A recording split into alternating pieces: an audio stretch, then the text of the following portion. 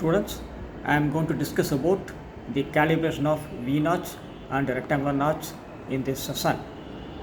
The setup shown here is used to calibrate the V notch.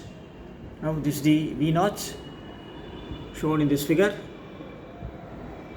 We want to find out the coefficient of discharge of this V notch using this experiment.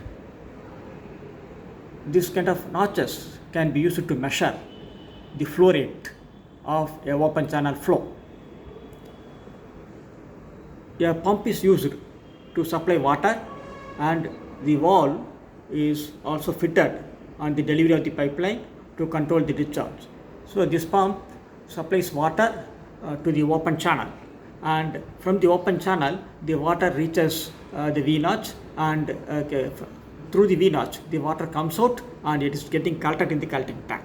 So we are using the collecting tank for finding the actual discharge, and the water flows over the V notch, and we are using this setup for the measurement of discharge through any open channel.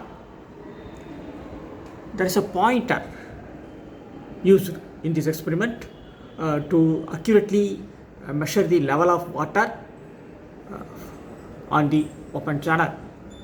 So this pointer has got a wheel. When you rotate the wheel, the pointer gauge can be brought down or it can be raised, and we can find out the level using the scale which is attached to this pointer gauge.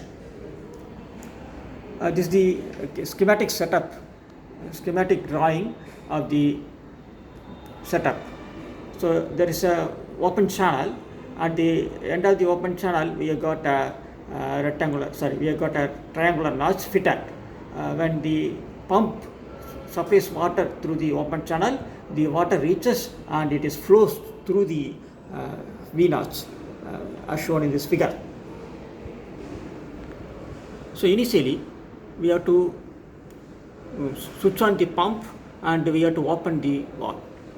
The water is getting collected, and upon reaching the a level just above the tip of the V notch, we have to stop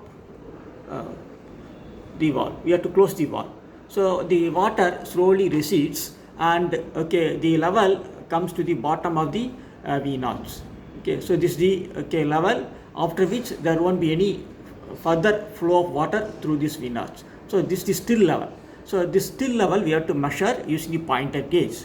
So the pointer gauge you have to adjust so that the tip of the pointer gauge is touching on the water level, and the corresponding reading is noted as H2. Then we have to open the valve again. In this time the water is made to flow, and the level of water is maintained above the V notch, like this. So we have to open the valve until the level of water becomes just above the V notch, like this. So at this condition the water starts flowing through the V notch. That is what shown here.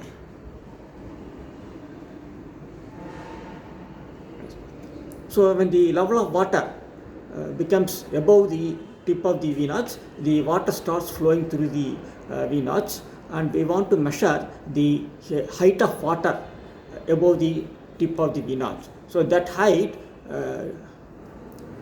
makes the flow to happen through the V notch. So we are measuring the discharge by measuring the height h. So as I said, the valve is adjusted to make the water rise above the crest of the V notch, and the new water level is shown here. We have to adjust such a way that the water level doesn't change upon time. So we have to adjust. So this is the new level. We have to find out the new level using the pointer gauge, that is the H1. So the head of water over the V notch is H1 minus H2. So this is the head of water over the V notch, is given by H1 minus H2. So this H we are going to use in the formula to find the theoretical discharge through the V notch. So this formula to be used is Q theoretical is 8 by 15 into root of 2g into tan theta by 2 into h power 5 by 2, where theta is the included angle of the V naught. And H we have measured using the pointer gauge. So when you substitute the parameters in this formula, you get the theoretical discharge through the V naught. The actual discharge is measured using the collecting tank. The formula to be used is AR by T, where A is the area of the collecting tank and R is the rise of water level in the collecting tank, and T is the time taken for R centimeter rise of water level in the collecting tank. The CD value can be found out using this formula.